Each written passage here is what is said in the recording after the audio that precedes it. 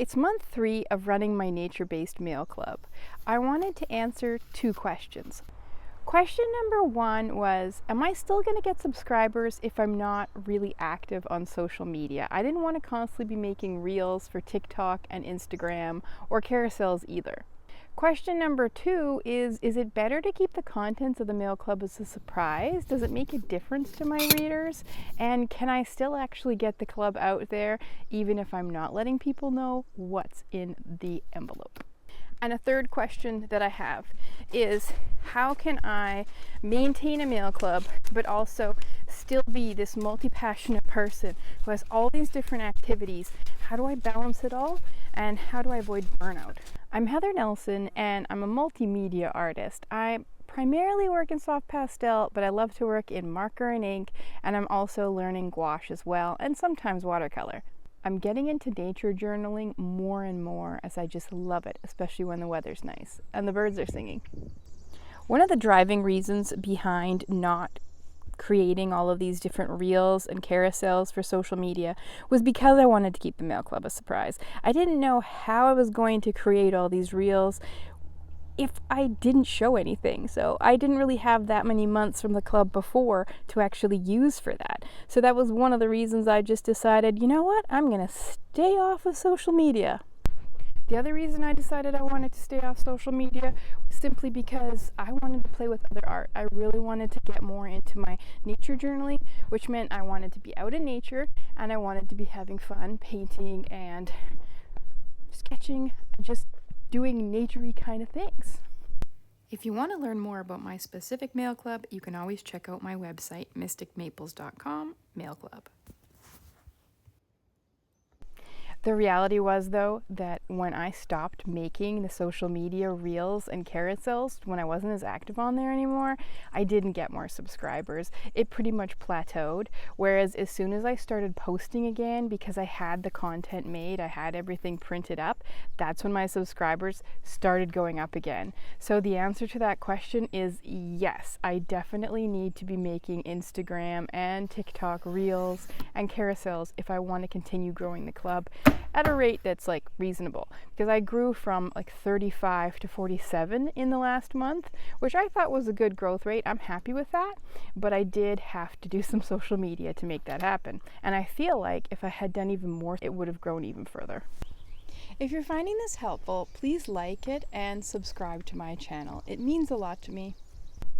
I feel like for me, though, to prevent burnout, I'm going to need to spend part of the month creating the actual things and the art that are going to go into the mail club, part of the month focusing on other things that I love to do, and even like working on my YouTube channel, my tutorials, and then another part of the month actually focused on advertising via the reels on Instagram and TikTok, and then really like making it happen, right? Getting more subscribers. I'm content with a slow growth. I think slow growth can be really good and makes sense. It seems to me like it is organic for a mail club. As for whether it mattered or not, whether there was surprise, the feedback I've received so far, and it's been from the exact same people, is they actually quite like both. They enjoy anticipating what's coming up when they can see it in my social media, but they also enjoy a good surprise. So it can go either way. I believe my plan going forward is going to be to create the reels to a certain degree, but have a balance so that I'm creating some social media content to keep the momentum going, letting people know about a little of the items that are going to be in the club, and then also, I can't even think because of these biting flies. I gotta get away from the horses, I think. But I want to focus on things that I love to do, but I do know that part of it is just about videoing everything you're doing while you're doing it to make it a little bit easier. And oh my gosh, okay. From what I can tell, the videos that do the best on social media are videos about packing, videos where you're showing the process of getting your mail club out the door. I personally like to show some of the painting and the creation process as well while I'm doing my art. It means a lot to me to see other people's processes, and so it's something I'm going to put out there, and it's actually something that I enjoy as long as I'm not getting too stressed about filming what I'm doing. I do have a YouTube channel that's based in multiple topics though. For example, mostly it's about soft pastel, and I don't necessarily want the mail club to completely overshadow that work because that's also a passion of mine. But I'm a multi-passionate person. I think most of us are, and we want to get everything out there. So I tend to think of it as like, I need to think about what I love, all the elements of what I love. I love ponies, for example. And so today I'm including them in my video. I'm also in the process of building this house here on the hill, which is going to have my art studio in it. And that's taking up a lot of my time as well. So that is a big piece. Every second day I'm out here with the house and with these horses who do not care if I have other things on my agenda. There he goes.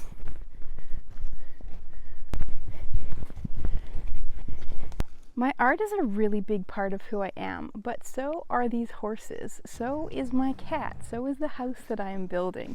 I've got a lot on the go, and sometimes I'm working on art commissions, sometimes I'm working on mail club, sometimes I'm working on YouTube video creation, and other times I am just sketching and doodling for fun.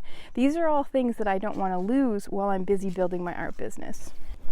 I suspect the best way to be a really successful business person is likely just to really focus, to drill down on one particular topic. Oh, look at all the flowers. I'm gonna have to show you these. These are little bleeding hearts that are just growing right in the forest completely naturally. And here we have some horsetail. And I can find more horsetail for you. There's another horsetail. It is a challenge to run a business as a person who loves all the things, but it's not something I'm going to stop doing because I think the real key to avoiding burnout is still to do the things that you love, to do the things that you find truly restorative. I found that not focusing on the social media aspect was definitely helpful for my feeling throughout the month. We do a lot of snacking along the way, don't we? A lot of fern eating, snacking, and walking at the same time. So I'm not so sure how healthy it is, but those ferns are medicinal. So there you go. I think if you're interested in starting a mail club, you're going to need to know that it does take up quite a bit of time. Now, I expected that going in, so that's not something that surprised me. It's more the challenge of balancing the club with other things. Organization within the mail club is a very important piece. So I find to stay on top of that, every time I'm getting a new subscriber, I'm adding their name to my address book. And if they're an annual subscriber, then I'm adding them to the annual portion of my spreadsheet because I don't find that Squarespace keeps track of that for me very well. When it comes to the monthly subscribers, that part works out fairly easily because I can just download my CSV files into my Google Sheets. And then that's keeping track of each month. So he waits for me to catch up. The reason he waits for me to catch up is because he gets hay pellets. And then off he goes again.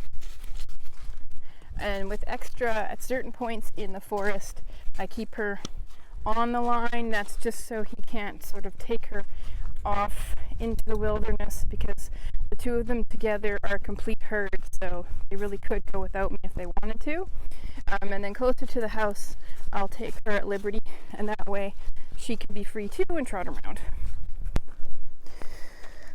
Found a little friend on the trail here.